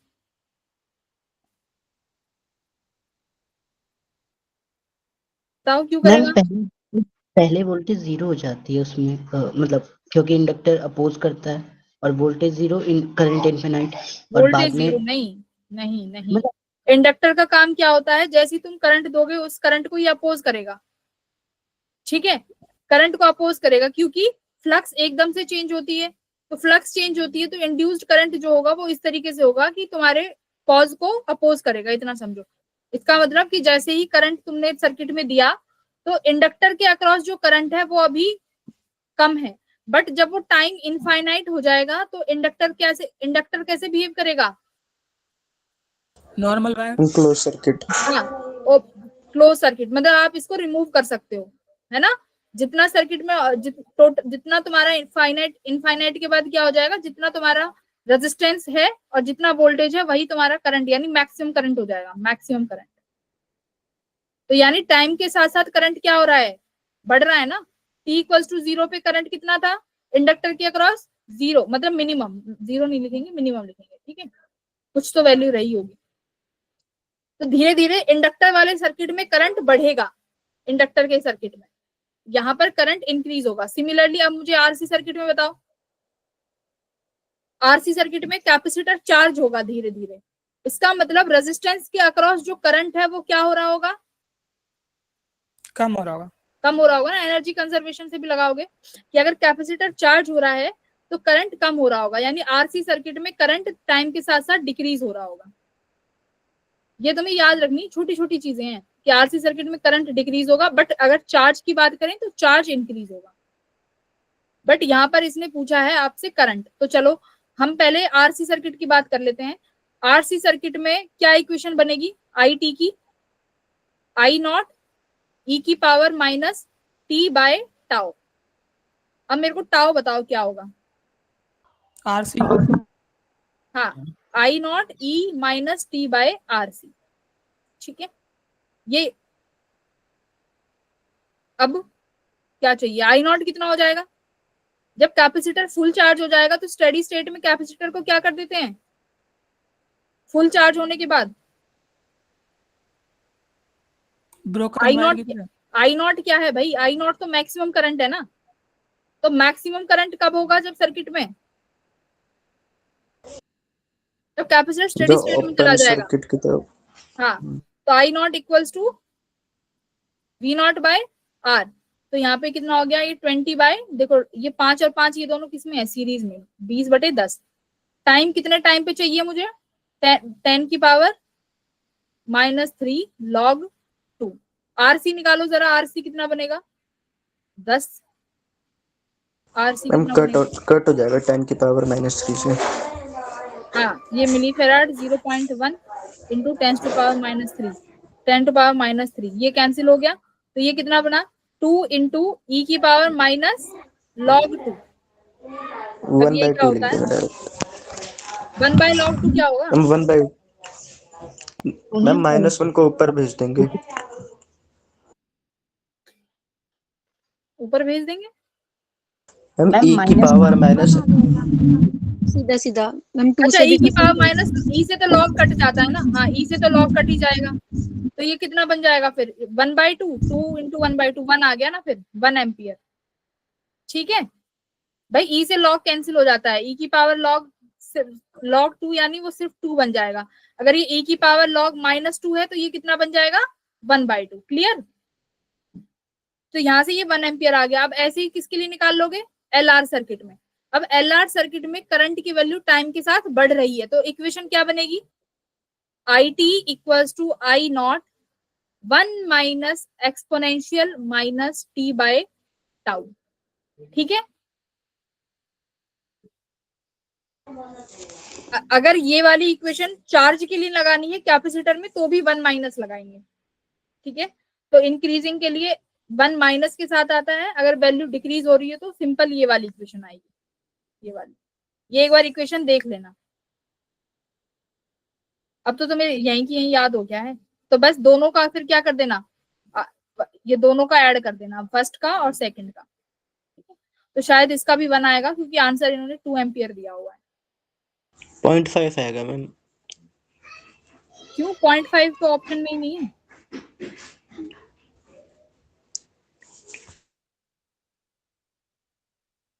देख लेना कितना आ रहा है, ऑप्शन तो ए ही गिवन है, ठीक है। तो एक का तो 1 एम्पियर आ गया शायद। मैम मैंने देखा था कि हाँ, पैरेलल एलसीआर सर्किट नहीं है सिलेबस में, तो ये सही है पूरी क्वेश्चन? ये पैरेलल ही तो हुआ है। हाँ ये पैरेलल एलसीआर, ये तो वो है। पैरेलल एलसीआर नहीं है ये। तो मैम पैरेलल एलसीआर कैसा होता है? यही तो होगा। लग तो वैसे ही रहा है मैम, ये नहीं होगा ना सिलेबस में। पर ये एलआर और आरसी सर्किट का एडिशन है, पर हाँ बोल भी सकते हो कि पैरेलल एलसीआर भी है। मैम दोनों में वोल्टेज भी सेम है और पैरेलल की कंडीशन ही ये होते हैं वोल्टेज सेम होना। करेक्ट, ठीक है। तो मेन अभी तुम्हें यहाँ से क्या सीखना है, ये इक्वेशन, कि हमें इक्वेशन पता होनी चाहिए एलआर सर्किट और आरसी सर्किट में, और करंट कब इंक्रीज होता है, कौन सी सर्किट में, कौन से सर्किट में डिक्रीज होगा, चार्ज के साथ क्या होगा, ये कॉमन, ये बेसिक आना चाहिए। अब यहाँ से ये बेसिक सीख लिया तो आगे बढ़ते हैं। क्वेश्चन नंबर 19 हो गया। यस मैम, सी जैसा कुछ आएगा। हाँ इजी सा है भाई, आराम से कर लोगे। फर्स्ट एक्साइटेशन पूछा है तो यानी 1 और 2 के बीच में निकाल लेना एनर्जी, तो अब वहां से मिल जाएगा। 20 वाला मैम ये भी हो गया था, ये इसका कंपेयर ये करनी सी थी था। चीजें। देखो ओमेगा आ रहा है तो इसका मतलब है कि ओमेगा वाला कुछ चीज तो यूज कर रहे होंगे। तो हमारे पास एक यहाँ पे अर्थ की रोटेशन की एक इक्वेशन है, G dash equals to G minus omega square R cos theta, है ना। पोल पर ये कॉस 90 डिग्री हो जाता है, तो जी डैश किसके बराबर हो जाएगा, जी के, पोल पे। इक्वेटर पे क्या हो जाता है, ये 0 डिग्री यानी मैक्सिमम वैल्यू, तो जी डैश कितना हो जाएगा इक्वेटर के लिए, जी माइनस ओमेगा स्क्वायर आर। तो इक्वेटर के लिए ये वैल्यू हो गई। पोल की एच हाइट ऊपर के लिए क्या लगा दोगे, जी पोल पे जी 1 माइनस 2h बाय आर। तो बस इन्हीं देख लेना कौन सी इक्वेशन सेट करनी है तुम्हें, ये इक्वेशन 1 और ये इक्वेशन 2 देख के आंसर आ जाएगा। इजी है, बस थोड़ा सा हिट एंड ट्रायल करना है। और क्वेश्चन नंबर 21 ये बताओ, ये हो गया था। मैम एक बार इसको ना बता दो, मतलब कुछ तो आ रहा था मेरा, लेकिन मुझे इतना श्योर नहीं है कि वो सही है कि नहीं। देखो इसको ऐसे समझो कि हमारे, तुम इसको ऐसे समझो कि जो ये क्या है, हेमिस्फीयर, होलो हेमिस्फीयर क्या होता है, होलो हेमिस्फीयर क्या है, होलो हेमिस्फीयर क्या है। जैसे घर में बाउल होते हैं, वो कटोरी, कटोरी ले लो। अब कटोरी नीचे से कैसी होती है, ओपन, है ना भाई, नीचे से तो ओपन है ही, यस और नो। मैम कटोरी ओपन, ये क्या हो गया? अरे होलो हेमिस्फीयर है ना मैम। तो मैम ये कटी हुई भी तो है, इसमें तो कुछ आएगा भी नहीं, कटोरी होगी तो ऐसी। तो मैम अरे ऊपर से अलग भी तो है। तो वही तो अभी समझा रही हूँ, अभी सुनो तो। अभी होलो हेमिस्फीयर बताओ, अभी वो कटी ठीक है हुई है ठीक है, वो समझ गए वो अभी, समझ गए। हाँ कटी हुई पे मत जाओ, अभी होलो हेमिस्फीयर पे जाओ। होलो हेमिस्फीयर कैसा होता है बताओ। मैम बाउल, बाउल जैसा घर है ना, बाउल जैसा, यानी इस तरीके से, करेक्ट। यहाँ से ओपन होगा ना, ये एरिया ओपन है ना, बोलो। Yes ma'am. हाँ तो अब इन्होंने क्या किया, जो ऊपर वाला एरिया है इसको भी कट कर दिया, यानी अब घर जो कटोरी है उसको समझो, उन्होंने जो ऊपर वाला पोर्शन है वो भी हटा दिया। तो यानी सिर्फ एक पतला, यहाँ पर सिर्फ एक ऐसे ये वाली शेप बन जाएगी, सिर्फ ये वाली शेप बन गई, ठीक है। अब ये बता रहा है कि अब बताओ कि अगर चार्ज Q जब रखा हुआ है r/2 की दूरी पर, तो इसकी वजह से यहाँ से कितना फ्लक्स पास होगा। तो ये डिस्क जैसा नहीं दिख रहा तुम्हें? Yes ma'am. Yes ma'am. ये डिस्क बन गई ना, तो बस डिस्क बन गई। डिस्क से कितनी दूरी पे चार्ज रखा हुआ है, r/2 पे। मान लो यहाँ पे कैपिटल Q है जो चार्ज, ये r/2 दूरी पे रखा हुआ है। हेमिस्फेयर का जो रेडियस था वो r था, तो बस अब तुम्हें फॉर्मूला मालूम है कितना होता है फ्लक्स का, ma'am Q/2 epsilon 1 minus cos theta, है ना। cos theta. Yes ma'am. ये मेरा एंगल होता है थीटा। हाँ मैम इसमें ऊपर लिखा है, क्वेश्चन में लिखा है कि क्यू को जो रखा गया है वो होल हेमिस्फेयर के भी सेंटर में रखा हुआ है, हाँ, मतलब स्फेयर के सेंटर में नहीं रखा है। फिगर में दे रखा है कि मतलब सेंटर में रखा है यहाँ पे फ्लैट सरफेस के। Charge particle having charge q is placed at the centre of hollow hemisphere. Hollow हाँ हेमिस्फेयर। तो वही तो तो मैम होलो r होगा बाय हेमिस्फेयर, सेम ही 2 तो के होगा, सेंटर ऑफ मास थोड़ी बोला। सही तो है। होलो हेमिस्फेयर से कहाँ समझ रहे हो तुम, यहाँ पे बीच में रखा जाएगा यहाँ। वो तो सेंटर ऑफ रिमेनिंग मास होगा ना। फ्लक्स पास हाँ कितना r/2 करेगा? सेंटर ऑफ मास ही होता है, क्या कह रहे हो। मैम ये पूछ रखा है ना कि रिमेनिंग पोर्शन से फ्लक्स कितना पास करेगा, मतलब ये ऊपर जो गया उसमें हाँ फ्लक्स पास किया वो तो हम टोटल फ्लक्स से माइनस कर देंगे ना, Q/2 एप्सिलॉन नॉट से। हाँ, जो ऊपर जो जाए टोटल Q/2 एप्सिलॉन नॉट है, फिर हम सिर्फ इतना निकाल लेंगे कि इस ऊपर से कितना पास हो रहा है और फिर माइनस कर दो, ओके मैम। है ना। कि भाई अगर ये पूरे से तो Q/2 एप्सिलॉन नॉट होगा, अब ऊपर वाले पोर्शन से कितना जा रहा था वो माइनस कर देना, तो फिर बचे हुए एरिया का आ जाएगा। तो ये मैम कॉस मैं थीटा कितना। हाँ चीज ये आई बोलो थी बोलो। कि एरिया निकाल लिया था मैंने ऊपर वाले सरफेस का जितना रिमूव किया गया है, और एरिया कंपैरिजन से ना जितना चार्ज बचा, मतलब जैसे हम लोग करते नहीं स्क्वायर के लिए, एक जैसे Q/4 बच गया एक सरफेस के लिए तो Q/4 एप्सिलॉन नॉट लिख दिया, वैसा कुछ करने की जरूरत आ रहा था। तुमने नहीं देखो, एरिया से नहीं होगा ये, क्योंकि जैसे तुमने बोला कि अगर पूरे हेमिस्फीयर पे Q/2 एप्सिलॉन नॉट है, सिर्फ ऊपर वाले पोर्शन को निकालने से तुम्हें क्या पता कि बिल्कुल एक्यूरेट Q/2 ही डिलीट होगा। वो तो हम फिर क्वेश्चन से ही सॉल्व करेंगे ना कि ये डिस्क बन रही है तो इस डिस्क से कितना पास होना चाहिए, वो तो एरिया से नहीं होगा। अगर एरिया से होता तो डिस्क का क्वेश्चन एरिया से ही सॉल्व कर लेते। ठीक है, ठीक है मैम। एक चीज बता, एक बार बताओ, जो तुमने ये जो फॉर्मूला निकाला है Q/2 epsilon not 1 minus cos theta, ये कैसे निकाला है। पहले एक छोटी रिंग का लेके फिर इंटीग्रेट ही तो करा है total area. Yes ma'am. But वो मोस्ट एक्यूरेट नहीं रहेगा। मोस्ट एक्यूरेट तुम्हारे पास ये रिजल्ट है जो कि हमने सारा इंटीग्रेशन करके निकाला है। तो यहाँ से एक बार चेक कर लेते हैं कितना आएगा। Cos theta base by hypotenuse यानी बेस r/2, हाइपोटेन्यूज क्या हो जाएगा, एक सेकेंड, ये है, ये डिस्क है, ये क्यू है, ये रेडियस r/2 और ये r।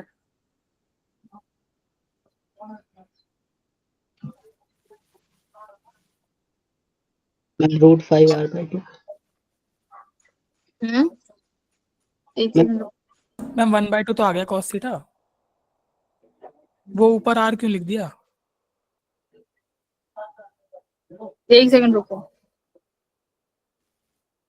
अच्छा, रेडियस तो इसकी ये बनेगी ना, ये वाली होगी ना रेडियस, तो r यस मैम 1/2 ये होगी ना रेडियस, तो r ये थोड़ी रेडियस होगी।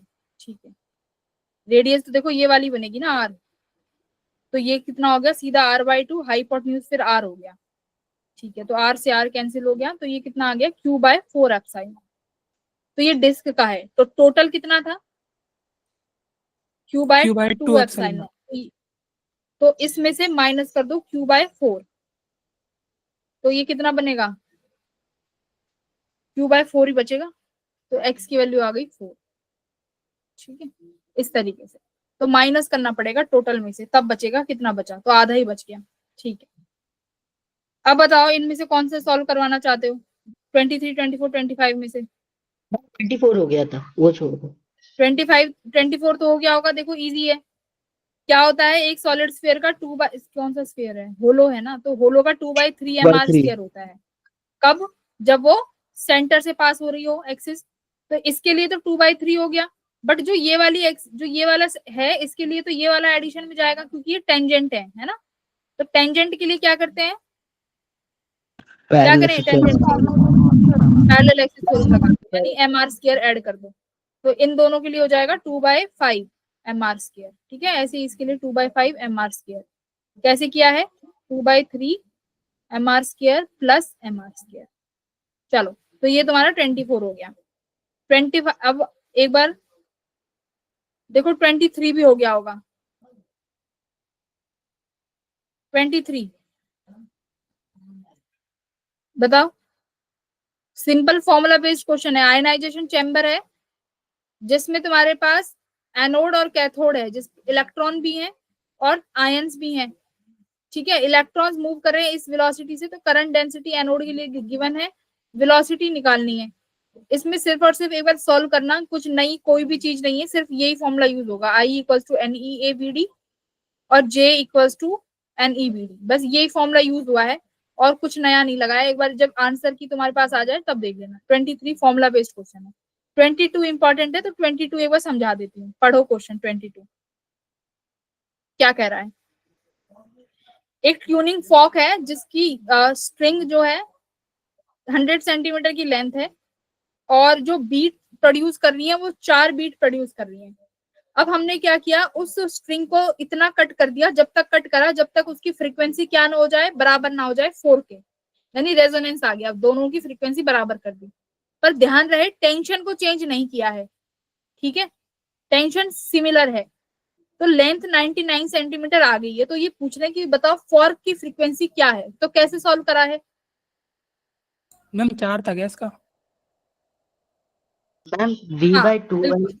करके फिर हाँ, ऑप्शन तो इस आंसर तो 4 है, पर सॉल्व कैसे करा है यहाँ पे करा देती हूँ।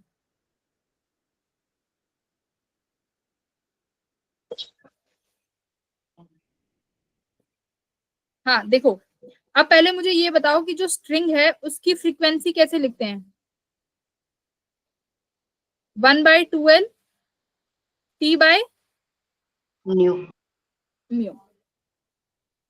ठीक है, 1/12 T/μ। तो ये किसका है, स्ट्रिंग मैम का। 12 आया तो मान L लो आया? ये पहले 12 आएगा ना,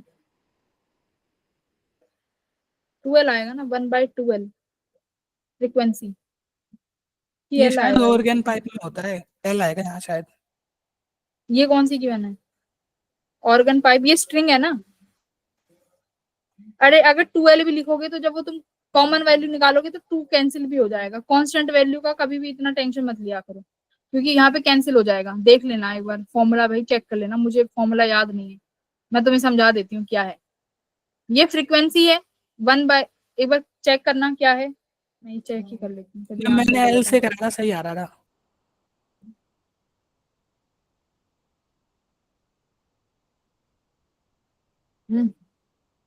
इसमें तो पता नहीं क्या दे रखा, समझ नहीं आ रहा। यशवीर क्या होगा फॉर्मूला। मैम यही है, फ्रीक्वेंसी का फॉर्मूला है 1/12 √T/μ। यही है ना, ये वरुण मेरा तो फॉर्मूला सही आ याद रहा था, करो। इससे मेरा तो सही आ गया था, L से 4 आ गया था। वो कांस्टेंट मैं वैल्यू है ना, वो हट गया होगा तुम्हारा 2, बट फॉर्मूला और यही है 1/12 √T/μ, ठीक है। ये तुम्हारी स्ट्रिंग की फ्रीक्वेंसी है, मतलब एंड इनिशियली मान लो ये फ्रीक्वेंसी है इसकी, ठीक है। लेंथ कितनी दी है हमें, 100 सेंटीमीटर यानी 1 मीटर, तो 2√T/μ। देखो टेंशन में कोई चेंज नहीं आया है। अब इन्होंने क्या बोला है कि अगर मैं लेंथ को कितनी कर दूं, एन डैश, लेंथ कितनी कर दी है भाई, 0.99 है ना मीटर, तब भी टेंशन में कोई चेंज नहीं आया है। बट ये फ्रीक्वेंसी, ये वाली जो फ्रीक्वेंसी है, ये किसके बराबर हो गई है, जो तुम्हारी रेजोनेंस ट्यूब है, ट्यूब थी क्या थी, ट्यूब ही तो थी, फॉर्क थी, है ना। तो उस फॉर्क की फ्रीक्वेंसी के बराबर होगी। तो लेट फॉर्क फ्रीक्वेंसी क्या माने, कैपिटल एफ से डिनोट करें किससे, या कैपिटल एन से, कैपिटल एन से कर लो। तो ये जो एन डैश है, यानी ये किसकी है, ये हमारी थी स्ट्रिंग की, ये स्ट्रिंग की नई फ्रीक्वेंसी है जब हमने उसकी लेंथ को स्मॉल कर दिया।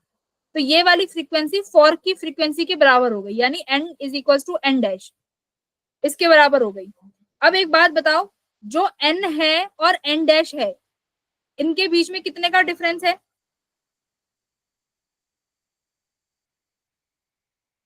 भाई 4 का ना, कितने की बीट प्रोड्यूस कर रही है? 4 बीट। अगर मैं कहूं n और n डैश में भी 4 का डिफरेंस है और n और कैपिटल N में भी 4 का डिफरेंस है, तो गलत थोड़ी है, क्योंकि दोनों की फ्रीक्वेंसी इनकी तो सेम है, n और n डैश। ठीक है, तो अब क्या करें? n माइनस n, ठीक है, इक्वल्स टू 4। यहां से स्मॉल n निकाल लो, क्या हो जाएगा? n minus 4। यानी जो मेरी स्मॉल वाली फ्रीक्वेंसी है स्ट्रिंग की, वो बीट फ्रीक्वेंसी कितना प्रोड्यूस कर रही है? इतना, n माइनस 4। अब क्या करो भाई, डिवाइड कर दो इसको, ये वाली equation n upon n minus 4। कैसे करें इसको? देखो, इसको ऐसे कर लो, n upon n equals to, इसको n लिखो, इस n को क्या लिख सकते हैं? ये रहा n माइनस 4, इसको लिख दो n माइनस 4। और ये n किसके बराबर है? n डैश के। तो n डैश की value upon n minus 4। n dash कितना है? ये रहा 1 अपॉन 2 इंटू 0.99। और n माइनस 4 कितना है? n डैश कितना है? यही तो है, 1 अपॉन 2 इंटू 0.99। मतलब करना क्या है, तुम्हें सिर्फ और सिर्फ कैलकुलेशन करनी है कि हमारा आंसर आ जाए। तो इक्वेशन एक ये बन गई और एक n डैश की इक्वेशन बन गई। इन दोनों को देख लेना कि बस क्या डिवाइड मल्टीप्लाई करना है, कैलकुलेशन बची हुई है, कैलकुलेशन सॉल्व करना है बस। बोलो कि कैलकुलेशन भी कराऊं?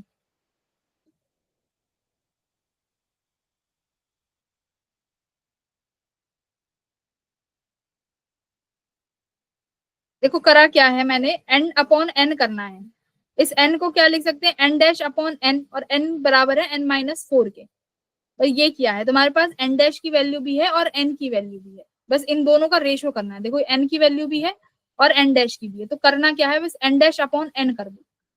ये इक्वेशन, ये 1, ये सेकंड इक्वेशन, इनको डिवाइड कर दो। ये कितना बनेगा? 1 अपॉन 0.99, ये वैल्यू बनेगी बस। ठीक है, बस। और ये n डैश n है, और इस स्मॉल n को n माइनस 4 लिख सकते हैं। तो क्या आया? n upon n minus 4 equals to 1 upon 0.99। Cross multiply कर दो, n 0.99 equals to n minus 4। इसको सॉल्व कर लोगे तो n की वैल्यू कितनी आ जाएगी? 400। बोलो करेक्ट? 400 आएगी, कितनी आएगी एक बार देख लेना। ठीक है बच्चों? Yes ma'am. देखो कुछ नहीं करना इसमें, एक बार सुनो क्या किया है। n यानी जो पहले जो स्ट्रिंग थी उसकी फ्रीक्वेंसी क्या है? 1 upon l t by mu. अब उसने बोला है कि हमने लेंथ को 99 सेंटीमीटर कर दिया है, तो उसकी जो फ्रीक्वेंसी n डैश है वो तुम्हारी फॉक की फ्रीक्वेंसी के बराबर हो गई। तो फॉक की फ्रीक्वेंसी क्या है? Capital N। तो मैंने यहाँ पे देखो लिखा भी हुआ है n dash equals to n। ये देखो n डैश इक्वल्स टू, जरा, ये n dash equals to n, ये फोक की फ्रीक्वेंसी बराबर है। अब करना क्या है? n डैश अपॉन n कर दो। कर दिया, तो n डैश अपॉन n यानी दोनों वैल्यू है, डिवाइड करोगे तो कितना आएगा? 1 बाय 0.99, ये वैल्यू आई। n डैश को क्या लिख सकती हूँ मैं? n, क्योंकि ये फॉक की फ्रीक्वेंसी के बराबर है, रेजोनेंस आ गया। n को क्या लिख सकते हैं? कैपिटल N की फॉर्म में n माइनस 4, क्योंकि मुझे n ही निकालना है, फोक की फ्रीक्वेंसी। तो यहाँ से तुम जब मल्टीप्लाई कर दोगे तो आंसर तुम्हारा निकल के आ जाएगा। बस यही करना था। ठीक है, तो आज का पेपर तुम्हारा इजी था, बट यहाँ से जो जो कॉन्सेप्ट है बेसिक, जैसे किसी को पीक वैल्यू RMS में डिफरेंस नहीं पता, ठीक है, किसी को ये रेडियो वेव्स और इनका वो नहीं पता, ये ध्यान रखना। और क्या याद रख सकते हो? RC सर्किट, LR सर्किट का बेसिक पता होना चाहिए कि इंडक्टर क्या काम करता है, कैपेसिटर का काम क्या है, इन्फिनिटी और जीरो पे कैपेसिटर कैसे काम करता है, इंडक्टर कैसे काम करता है, इक्वेशन पता होनी चाहिए, IT I नॉट। ठीक है, ये बेसिक पता होना चाहिए। अगर चार्ज के लिए इक्वेशन होती तो चार्ज के लिए क्या इक्वेशन लिखते क्या RC सर्किट में? तो ये बेसिक्स हमें आने चाहिए, ये फॉर्मूला आना चाहिए, पैरेलल एक्सिस थ्योरम आनी चाहिए, बस। ठीक है, चलो तो see you in tomorrow everyone. Test attempt करने हैं सबको।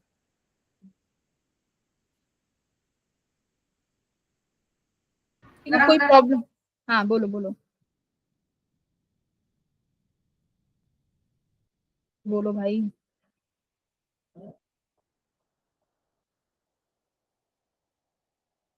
Good evening. अगर किसी को कोई प्रॉब्लम आ रही है किसी भी चीज से रिलेटेड तो बोल लो, डिस्कस कर लो। अगर नहीं आ रही है तो फिर बोल रहे एग्जाम में मार्क्स अच्छे आने चाहिए फिर जेई में। प्रतिष्ठा ठीक है, तुम रिकॉर्डिंग देख लेना। चलो बाय बाय एवरीवन।